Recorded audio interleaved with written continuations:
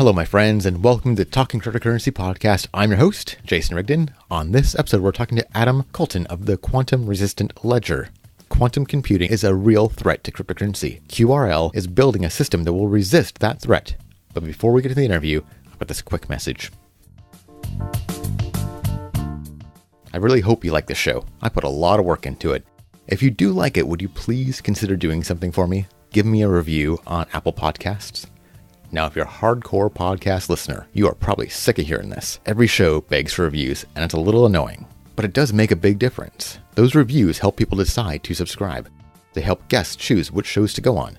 Those ratings and reviews for the shows are a direct way you can help this show grow. So, if you like this show and you want more, please help me. Take the time and give the show a rating and review on Apple Podcasts or iTunes, or whatever they're calling it now. Hello, and on today's episode, I'm here with Adam Koltun of Quantum Resistant Ledger. How are you doing today? Great. Thanks for having me. So could you tell me a little bit about the problems that you're trying to solve with this project? Yeah, well, at the Quantum Resistant Ledger, or QRL as we oftentimes call ourselves, we like to say that we sort of do what it says. Our product does what it says on the tin. We have made a ledger or blockchain that is resistant to quantum and traditional computers, with quantum computing being obviously the more unique feature out of that, and that's where we derive our name from.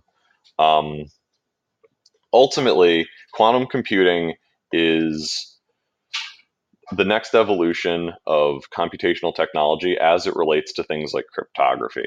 And obviously in cryptocurrency, where the crypto stands for, cryptographic cryptography, that is, the foundation, the bedrock upon which all of this wonderful, dynamic blockchain network technology, as well as dynamic economic technology and cryptocurrency is built upon. So anything that threatens the security and the safety of that underlying cryptographic baseline is something that we, at least, view as sort of like an existential threat to the technology as a whole.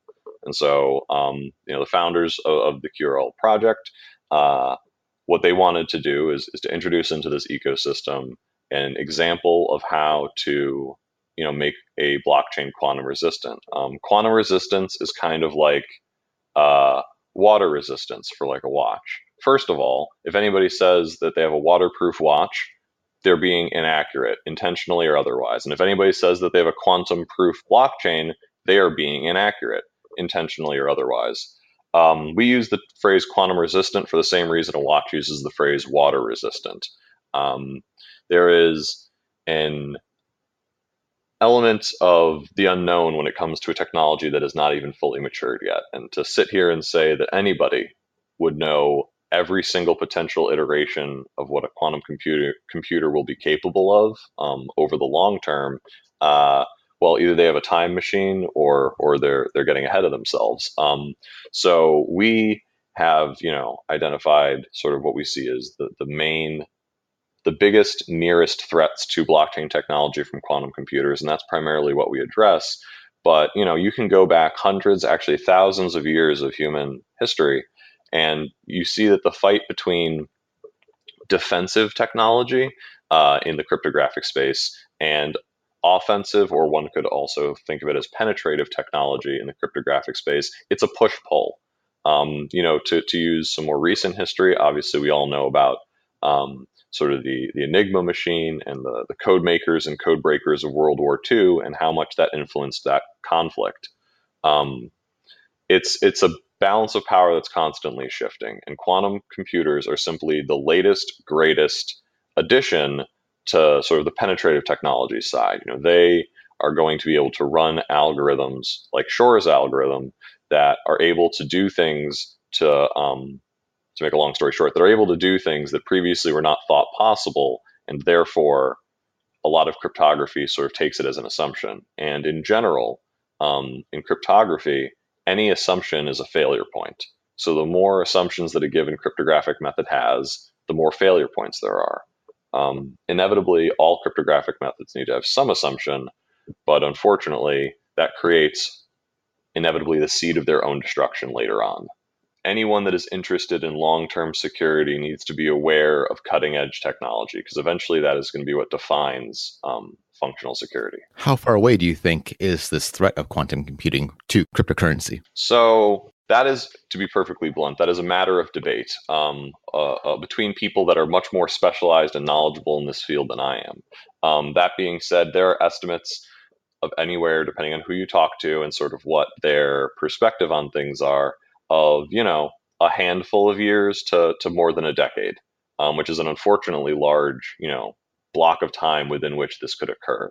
Um, However, there's an additional confounding variable as it relates to cryptocurrency networks specifically, or blockchain networks, and that is decentralization, which is something that, I'm sure everybody in this industry is quite fond of for good reasons, ideological, philosophical, political, and otherwise. However, on the technological level, decentralization gives, but it also takes. It gives individual users an unprecedented and unparalleled degree of control over their own funds, their own wallets, their own cryptographic keys. However, unlike, for my personal email, I use Gmail from Google. That's a centralized system. That's a server-based system. If Google wants to change their security apparatus on the back end, I might not even know. I just log in one day. It probably would look, the website would look the same, and the backend security would be totally different because Google is God when it comes to Gmail. They get to do what they want. They have complete control over that. In a decentralized network, nobody knows my Bitcoin private key but me, I hope. Um, However, if Bitcoin or any other cryptocurrency network, I just use Bitcoin because it's the most well known generally. If a decentralized network wants to unilaterally change over their signature scheme because of the address type, um, well, that becomes a much thornier issue because you need the private key ultimately to enable that transfer, and the network doesn't know the private key of its users. That's one of the things we love about it, but it also makes it much less dynamic or able to turn on a dime. So any sort of security concern that would require like wide scale changes across a given cryptocurrency network or many cryptocurrency networks needs to basically get started earlier than centralized systems because the centralized system can push out an update and turn everything over overnight, whereas a decentralized system needs to go through a process. And that's just one of, I like to think about it as one of like the costs of economic liberty that we sort of pay for in this space. But it's something that I think a due degree of vigilance needs to be applied to because, ultimately, as people have seen with various exchange hacks, with various wallet hacks, and other sort of security compromisations in this space, there is no government agency that's looking out for you. There is no FDIC-esque insurance for your holdings. You have all the control, but you're also somewhat on your own. And to that end, I think that security, while it's generally quite important for electronic networks, that importance is intensified in the case of blockchain. So how are you solving this problem of the threat of quantum computing? So the way we're dealing with it is addressing the signature scheme issue. I'll be honest, as I just said, migrating a blockchain network to a new signature scheme is a very thorny technological issue. And for a lot of the older legacy blockchains, I honestly don't really envy their teams or communities in figuring out the easiest and least painful way for them to negotiate it. We have the benefit of building a blockchain that, was not part of the first wave. The white paper for QRL was written in November 2016. Development in earnest begins in 2017, and we launched our network in June of 2018. So, relative to the space, we're definitely not part of the first wave, and we launched fairly recently, and that allowed us to look at a bunch of networks that already existed, look at a bunch of successes and failures in the space, and try to learn those lessons so that we didn't have to repeat them. So we use a novel and stateful signature scheme that is a combination of two cryptographic elements known as Winternit's one-time signatures and the extended Merkle signature scheme. And we could do a whole podcast on just those two elements. But to make a long story short, they are fundamentally different than the way your current ECDSA or elliptic curve distributed signature algorithm key pairings are created. And they are not vulnerable to Shor's algorithm the way current private key public key pairings would be. So when a quantum computer becomes sufficiently powerful to run that algorithm, our signature scheme type will not be vulnerable to that. So, what have been some of the challenges of trying to solve this problem? It's a pretty incredible problem. Yeah, I mean, so part of the reason that a stateful signature scheme was not the first port of call when blockchain technology was initially being developed, and Bitcoin and some of the other earliest implementations, is that it is less straightforward. It doesn't have the normal one private key, one public key. Your public key doesn't change, which is actually the same in our system. But your private key also never changes. It's kind of like when I try to explain blockchain to people, I oftentimes use the metaphor of a mailbox where anybody can put mail in through the front slot, but only you have the key to get the mail out in the back. That's how, the traditional ECDSA system works. What we have is sort of a very, very large number of one-time use signatures or one-time use private keys. That's what comes from the Winternet's half of things. And then we create those in a tree-like structure that is the extended Merkle signature scheme part of things, such that you can have tens of thousands of one-time use keys, which would allow you to do tens of thousands of transactions. These are not keys in the sense of accessing your wallet. That would be through one normal sort of password, private key, hex, seed, key. This is for sending transactions. So if I had, to use a very round number, if I had 10,000 keys, I would be able to send 10,000 transactions. Receiving it obviously doesn't require the use of it. And we basically looked, and users, when they create their wallets, can also choose how many keys they want. And we basically looked at, a lot of networks and what the typical usage over a couple of years was in terms of transactions. And not surprisingly, most people are not sending 100,000 transactions out of one Ethereum wallet in a couple of years. Certain entities do exchanges and other ones, and we have some sort of specialized back-end solutions for them that also don't really bear going into.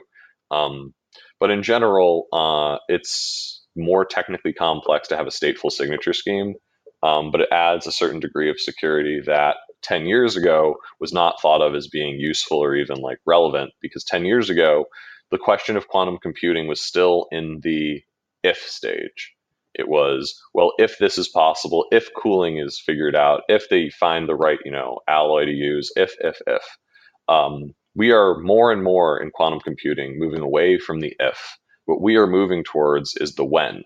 When will this problem be solved? When will we cross 100 qubits? When will we cross this level of fault tolerance? When will we get operating qubits at room temperature?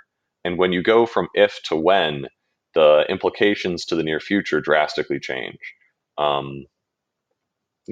There is an element of, and I'm something of a student of history, so I always find historical parallel, but there's an element of like almost the space race, where in the late 50s it's considered science fiction, the idea of men on the moon or in the stars or whatever. And then by the middle 60s, it's something the country is actively working towards and seeing not as an if, but as a when. And as we all know, by the end of the 60s, there's a man on the moon. The idea of space as something that is interactable with the human race is forever changed. Similarly, quantum computing went from something that was also an element of science fiction and speculation, and would this even be possible, even as recent as 10 or 15 years ago. And then there were a few breakthroughs, as there often are, and then those breakthroughs inspired other scientists that led to other breakthroughs, and suddenly we've moved to a place where there is still a good and vigorous debate about the timeline of quantum computing development. But there is no longer a debate about whether or not there is a timeline for quantum computing development. With that inevitability of quantum computing, how come more crypto people aren't concerned about it? It seems like they don't realize this thing that's coming. Well, I mean, I hate to speculate overly much, because I would imagine it's one of those situations where there's a lot of individual factors that sort of contribute to a very distinct whole. But I think part of it is that for a lot of people, myself included, the nitty gritty technical aspects of cryptocurrency were not what initially drew me to blockchain technology. I mean, I don't have a technical background. What initially drew me to blockchain technology was two things. One, it seemed like an absolutely brilliant and novel way to have distributed data storage and immutable ledger management. And then on the other hand, it seemed like something through cryptocurrency which would allow for sort of dynamic economic activity and, more importantly, individual economic empowerment. And none of that has anything to do with like which cryptographic algorithm is used to secure these networks.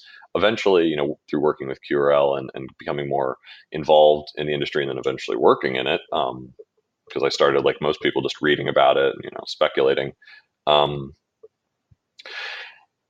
It has created a situation where people,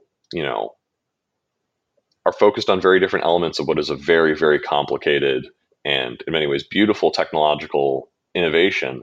But if what draws you to the technology is not like a fascination with prime numbers and really long algorithms, it's probably not something you're gonna think about.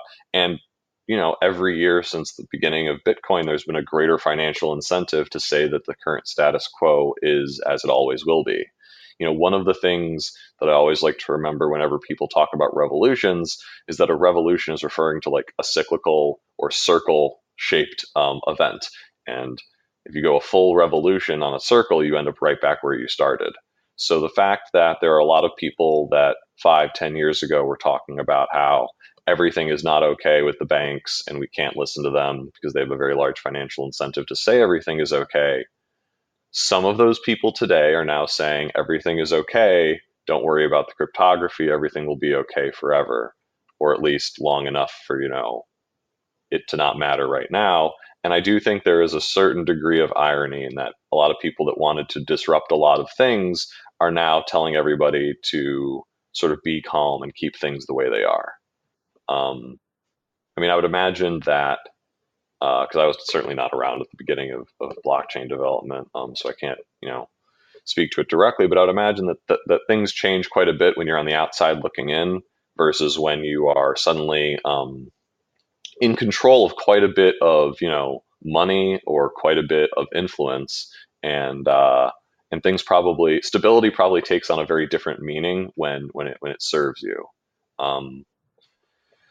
And that's why I think, newcomers to us, there's always going to be a tension between, the new guard and the old guard. And cryptocurrency is not nearly old enough to be drawing dividing lines along like that sort of, generational type idea. But there is a difference, I think, between, the motivations and the incentives of a lot of people that have been joining the community and the industry in the past few years versus people that were here, in the first few years. And I think that's, part of it's natural, and I think part of it's inevitable. So is your system operational right now? Yeah, we have a fully operational blockchain. We launched in the last week of June. Right now, if you go to our website, which is theqrl.org, you can download our web wallet. You can look at our block explorer. You can look at our documentation site. All of our code is completely open source and on GitHub, and we highly encourage people to root around it, submit a pull request, get involved however you want to. The founders of QRL both come from the open source development community. It's something that they philosophically believe in, that knowledge deserves to be shared and that collaboration is really the key to innovation. And they've tried to take those lessons and take those ideas and stay true to them with QRL. So that's why, we're completely open source and also take a good amount of time and energy trying to develop documentation to make it as easy as possible for developers to build on our network.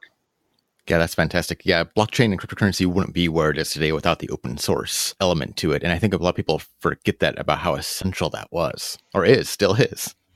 Yeah, open source anything, but especially open source, collaborative software development is a very literal decentralization of a previously centralized process. And ultimately, as much of a buzzword as it has at times become, I do think decentralization is still something that is very important to keep sort of close to the ideal of what we want sort of this technology to become. So what are some of the plans for the future for this project? So, obviously you can only talk about being a platform that is seeking for, secondary and tertiary app development in this space for so long without somebody necessarily bringing up the question of smart contracts.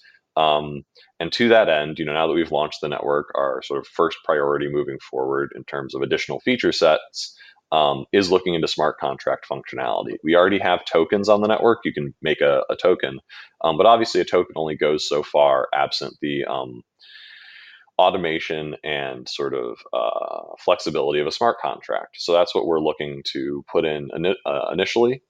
We also want to explore proof of stake, as we are currently a proof of work blockchain further down the line. And we also have it's called the ephemeral data messaging layer. And basically what it does is it allows for the transmission of data between two parties that is not recorded on the blockchain. So that allows for a certain degree of privacy, but it also allows for not an overly large amount of bulk being added to the blockchain.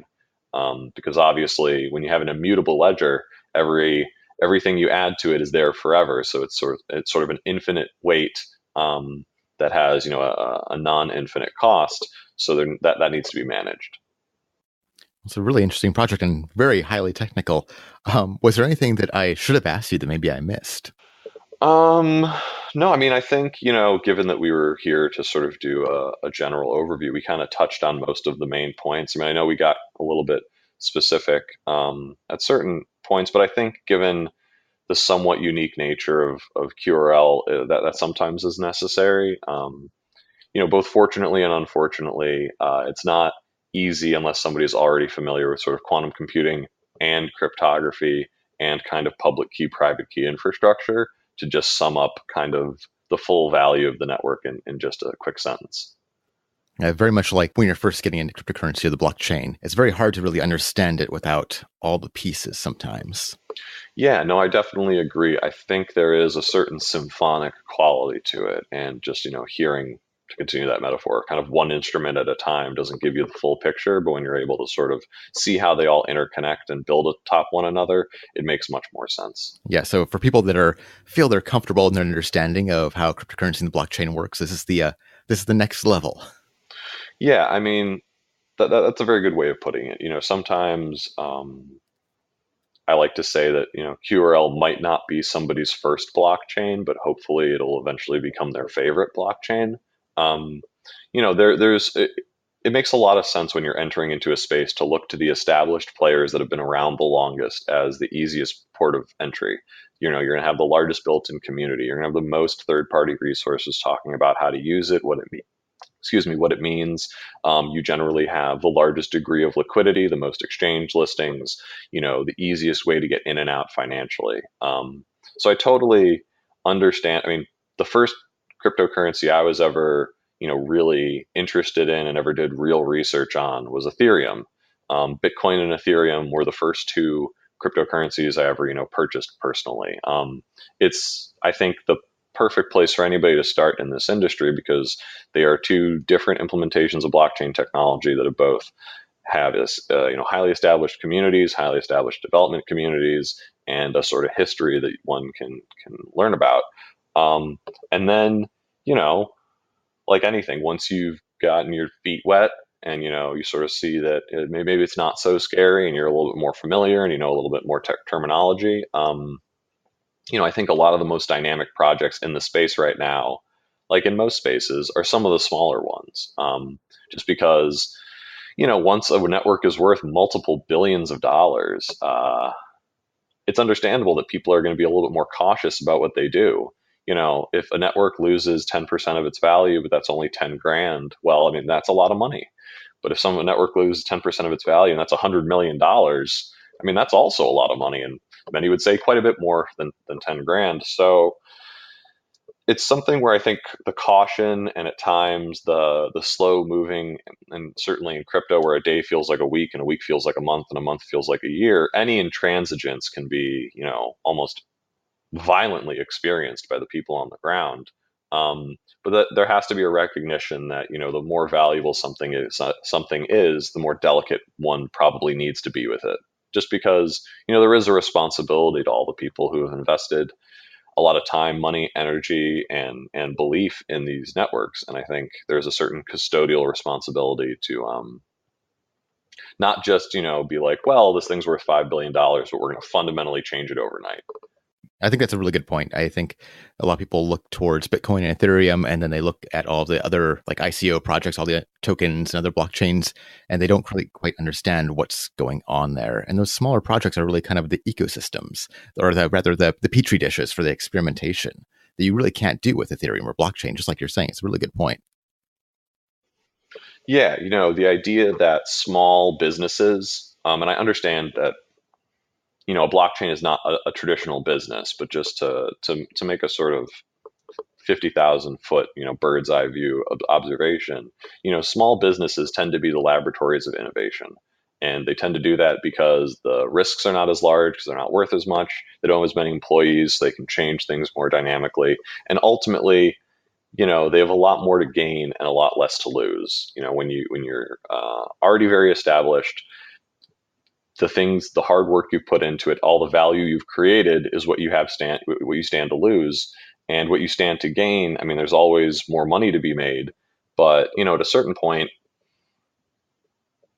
the upside and the downside become much more even. Whereas when you start out, the upside is massive and your downside is much more controlled. So I think it's a good thing, and I hope it continues. That as much as many people bemoan the fact that there's thousands of cryptocurrencies on CoinMarketCap, and for sure there's probably too many, and there's probably an unfortunately large number of dead projects on there.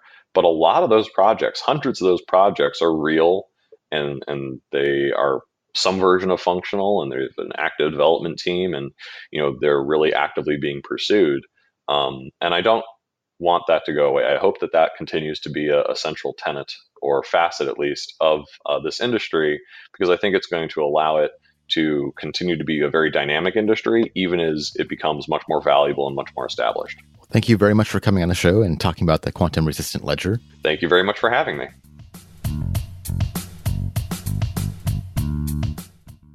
Thanks, Adam, for coming on the show. If you want to learn more about the quantum resistant ledger, check out the show notes. I got all links right down there. You've been listening to Talking Cryptocurrency Podcast. My name is Jason Rigden, and I have been your host. Thank you for listening to the show. If you liked it, would you please consider giving us a rating and a review on iTunes? I look forward to talking to you again soon. Have a great day.